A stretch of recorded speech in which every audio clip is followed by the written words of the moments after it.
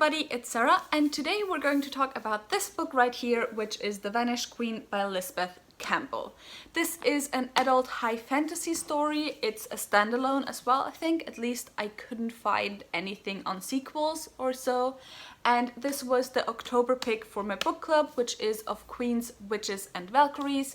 And in that book club we read one adult high fantasy written by a woman per month, kind of trying to dispel this view on adult high fantasy that it's a very male-dominated space, and kind of trying to shine a spotlight on the many amazing women who also write beautiful stories in that genre. And if you want to join us for November, our November pick is The Boneshot Daughter by Andrea Stewart, and I'm also very excited to start this.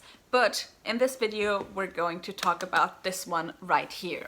Now this is going to be, as almost always, a spoiler-free review, so you don't have to be scared if you haven't read this book yet.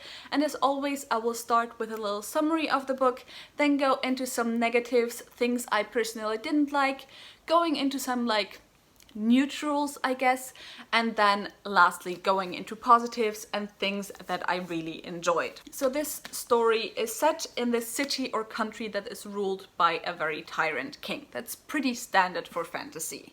And a few years ago his wife, the queen, just vanished, and no one knows what happened to her, but everyone just assumes that the king killed her. We now follow three perspectives in the story, although all of them are third person point of view written. And the first perspective is Anza, who is a young woman. She's probably around 23 to 25 years old, and she is trying to join the resistance against the king because her father has been killed by said king.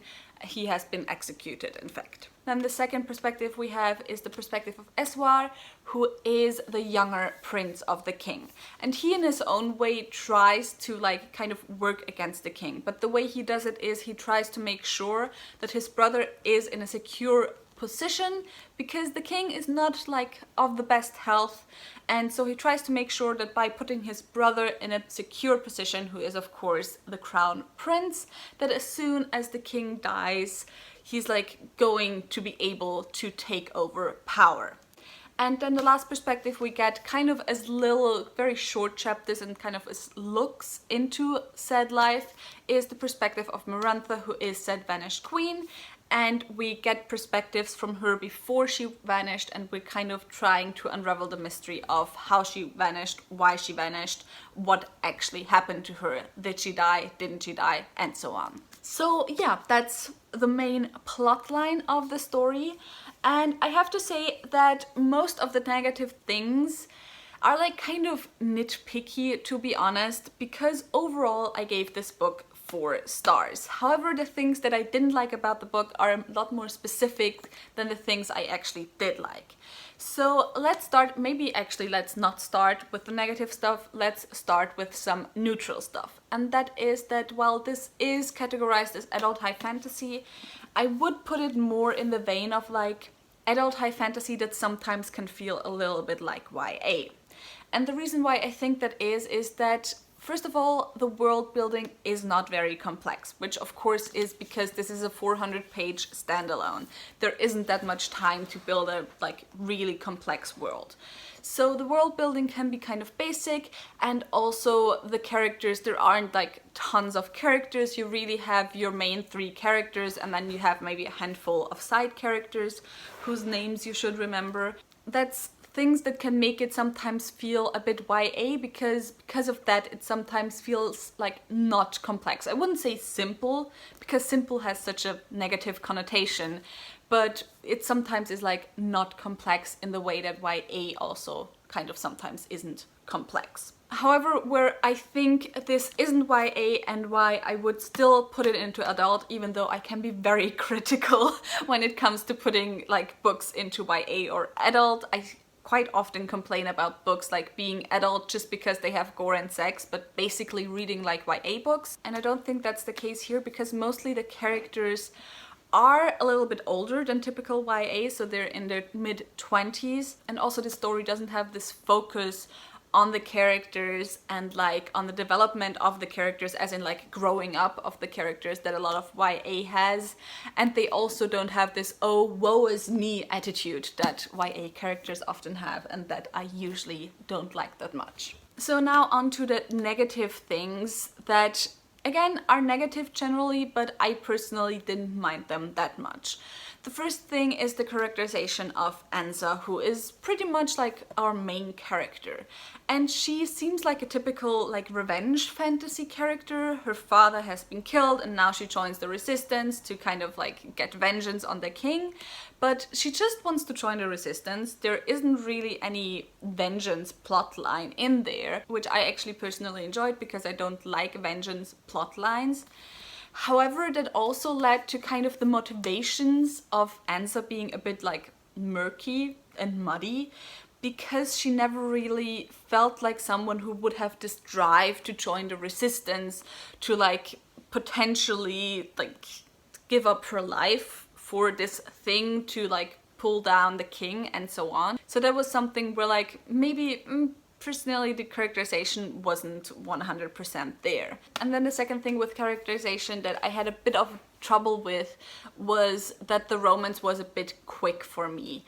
Like the characters that are in the romance met maybe 1 or 2 times before they already decide they love each other, and that was like you haven't really met each other that often. However, why I didn't mind it that much again is that I still found that the chemistry between the two characters was really well done from the first time they met each other on the page.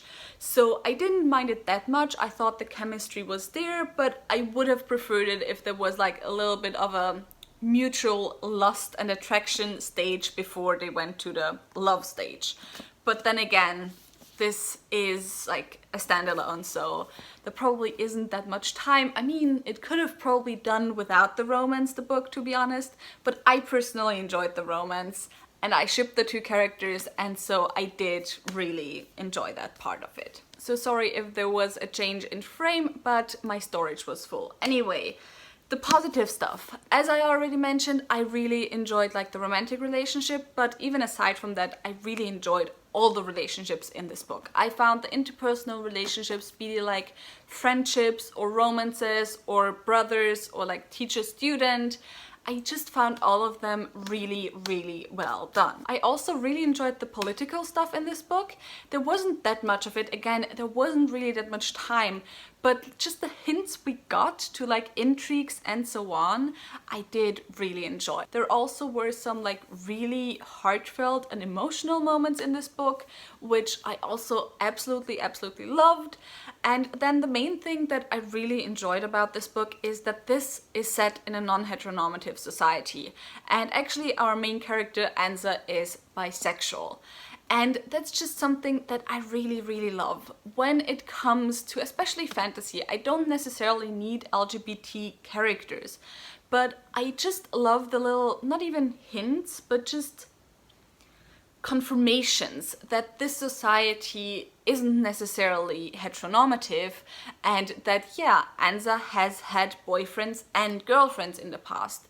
And it's such an easy thing to be able to add to a story, and I just really appreciate that and really love that. But as I said, the positive things are just really a lot less specific compared to the negative things, because overall I just enjoyed this book. I enjoyed the way this book was written. I think, by the way, if you want to get into adult high fantasy, this is the perfect stepping stone, because it is just a standalone. It's really easy to get into. There's really just a handful of characters, so it's not like you can easily lose track of any characters or who's who, and it's written just generally in a way that's really easy to get into, and that right starts off the bat, that right off gets into it, and where you very quickly know what's going on, who's who, who's fighting against whom, who are the positive, who are the negative guys, like the good guys, the bad guys.